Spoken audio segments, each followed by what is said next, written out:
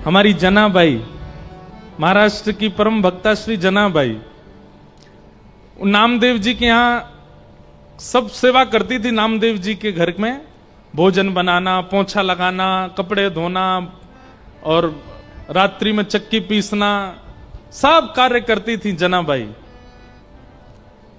विठ्ठल भगवान रात्रि में उनको दर्शन देने आते थे, लेकिन फिर भी जनाबाई ने कभी पंडरीनाथ से ऐसा नहीं कहा कि मेरी सेवागिरी छुड़वा दो। नामदेव जी का घर नहीं छोड़ा जनाबाई ने, सेवा करती थी पूरी। भगवान ने एक बार प्रार्थना करके, विठ्ठल भगवान ने कहा, ए जना चल, तुझको मैं वैकुंठ ले चलूं। बोले नहीं, मुझे वैकुंठ नहीं जाना। क्यों? वैकुंठ में ऐसा कीर्तन मिलेगा जैसे नामदेव जी करते हैं। वैकुंठ में इतने सारे वारकरियों के दर्शन होंगे। वैकुंठ में भीमा नदी, ये चंद्रभागा का दर्शन होगा। वैकुंठ में आप ऐसे खड़े हो? बोले नहीं, तो फिर मुझे वैकुंठ नहीं जाना, मैं यहीं रहूंगी। ऐसी जनाबाई। तो एक बार एकादशी पर बहुत भीड़ होती है पंढरपुर में, और वो भी आषाढ़ की एकादशी पर तो पूछो ही मत। तो एकादशी का दिन था, जनाबाई घर के सारे लोगों के कपड़े लेकर के धोने गई थी नदी पर, और वहां बैठ करके जनाबाई पूरे परिवार, नामदेव जी के परिवार के लोगों के वस्त्र धो रही थी। इतने में ही एकादशी का दिन एक बहुत सुंदर धुन गाते हुए, राम कृष्ण हरि, जय जय विठ्ठल विठ्ठल विठ्ठला, माझा पांडुरंग विठ्ठला, गाते हुए एक वारी जा रही थी। और उस धुन को सुनकर के जना अपने आप को रोक नहीं पाई। जनाबाई अब यहां वस्त्र धो रही है, और उनके वस्त्र धो रही है जिन नामदेव जी पर उसकी इतनी निष्ठा है, नामदेव जी की कृपा मानती है वो अपने ऊपर की, इन्हीं की कृपा से मुझे पंडरीनाथ के दर्शन होते हैं। कपड़े छोड़ करके कैसे जाऊं? कपड़े भी धोने हैं, और वारी में जो कीर्तन चल रहा है उसमें इतनी रुचि बढ़ रही है कि उसको सुने बिना रह नहीं पा रही। तो जना बड़ी जल्दी जल्दी कर रही थी, एक एक वस्त्र ऐसे रख भी रही थी, फिर रो भी रही थी, और विचलित होकर के थोड़ा सुने, फिर लौट के आवे, फिर धोवे, फिर सुने, फिर आवे। एक बड़ी वृद्धा सी एक वहां बैठी थी, वो वृद्धा आई और आकर के बोली, अरे लाली, तू इतनी हड़बड़ाहट में क्यों है, क्या बात है? उन्होंने मराठी में बोला होगा, मुझे तो आती नहीं। इतनी हड़बड़ाहट में क्यों, क्या बात है? बोले मुझे कपड़े धोने हैं, मुझे कार्य है, और मुझे यहाँ ये वारी जा रही है, मुझे उसमें मन हो रहा है कीर्तन में जाके थोड़ा नृत्य करके आ जाऊं। तो वृद्धा बोली, जो वृद्ध मैया थी, तू जाके नृत्य करके आ, कीर्तन में खूब आनंद गरज करके आ, तब तक मैं वस्त्र में धो देती हूं, मुझे आते हैं धोने। जनाबाई बोली, नहीं नहीं, आप मत धोइए, आप क्या? बोले नहीं, तू जाना, मैं यहां खाली बैठी हूं, मैं तो बहुत वृद्धा हूं, मैं तो नृत्य कर नहीं पाऊंगी। अपनी युवा अवस्था में मैंने भी बहुत नृत्य किया कीर्तन में, तू जा, मैं धोती हूं वस्त्र। जनाबाई गई और जाकर के खूब नृत्य किया। इतना नृत्य किया कि सुबह से शाम हो गई, जनाबाई भूल गई, समय का पता नहीं चला। शाम होते ही उसने देखा सूर्य अस्त हो गए, दौड़ी नदी के तट पर, और जाकर के उसने देखा सारे वस्त्र धुल करके, बढ़िया तय लगा करके, गई बना करके, एक के ऊपर एक व्यवस्थित करके रखे हुए थे। जना खुश हो गई। आसपास देखा, वो वृद्ध मैया दिखी नहीं। एक सुंदर केले के पत्र में लिपेट रखे थे सारे वस्त्र, जनाबाई ने उठाया और लेकर के बड़ी प्रसन्न चित्त से आ गई नामदेव जी के घर। आकर के सारे वस्त्र रखे। संध्या स्नान के लिए श्री नामदेव जी ने वस्त्र देखे अपने, और जैसे ही वस्त्र उठाया नेत्र बंद हो गए। ऐसी अद्भुत सुगंधी आ रही थी वस्त्रों में से। स्पर्श होते ही चित्त में विठ्ठल प्रकट हो गए। स्पर्श होते ही संतों की स्मृति आने लगी। मन बिल्कुल शुद्ध शांत पवित्र हो गया। वस्त्रों का स्पर्श करते ही श्री नामदेव जी का चित्त ऐसा हो गया। नामदेव जी गए, ए जना इधर आ, ये वस्त्र कौन धोए?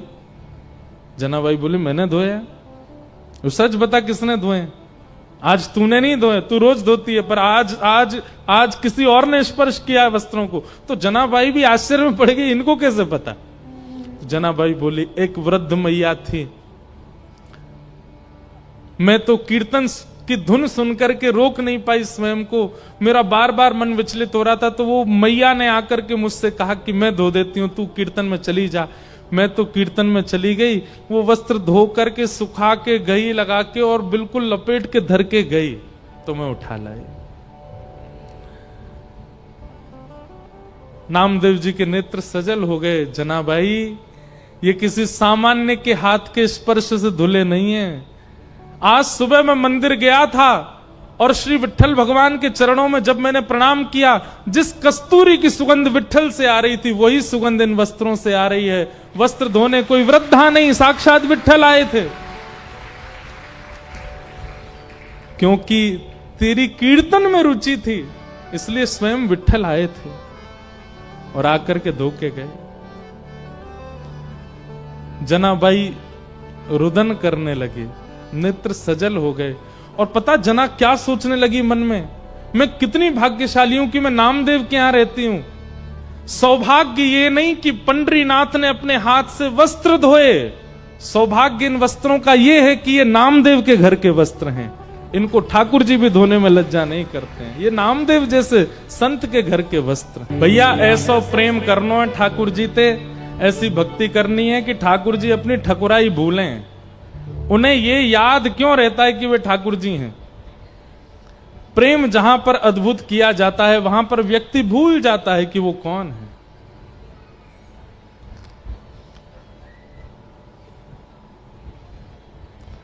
प्रेम जब अद्भुत प्रस्तुत किया जाता है तो व्यक्ति अपनी प्रभुता भूल जाता है। कई जगह राजाओं के लिए सुना गया कि राजा अपनी सिंहासन से उतर करके, अपना मुकुट उतार करके, अपने घोड़े छोड़ करके, अपने राजकीय वस्त्र छोड़ करके जाते थे। वो वही जगह होगी जहां प्रेम अतीत में किया गया हो। तुकाराम जी के पास छत्रपति शिवाजी महाराज जाते थे, और आपको पता है श्री तुकाराम जी के प्रति शिवाजी महाराज का इतना प्रेम क्यों था।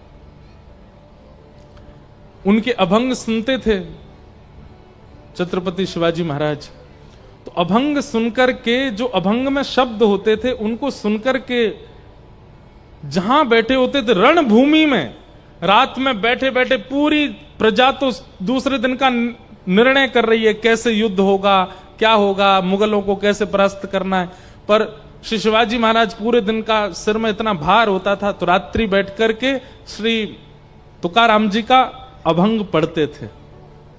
और जब अभंग पढ़ते थे ना, तो वे भूल जाते थे कि वे रणभूमि में बैठे हैं, वे छत्रपति हैं, वे शिवाजी हैं, वे महाराज हैं। ये विस्मृति कराने की सामर्थ्य केवल प्रेम में होती है। आप अपनी स्थिति नहीं भूल पा रहे हो, आप अपनी योग्यताएं नहीं भूल पा रहे हो, आप अपनी श्रेष्ठताएं नहीं भूल पा रहे हो, तो सब इसका मतलब सामने वाले ने वह प्रेम दिया नहीं है आपको। शिवाजी महाराज एक दिन इतने प्रसन्न हुए कि उन्होंने अनेक रत्न अपने सैनिकों के द्वारा श्री तुकाराम जी के पास देहू भिजवाए। तो देहू में एक पर्वत था जहां बैठकर के श्री तुकाराम जी भजन करते थे।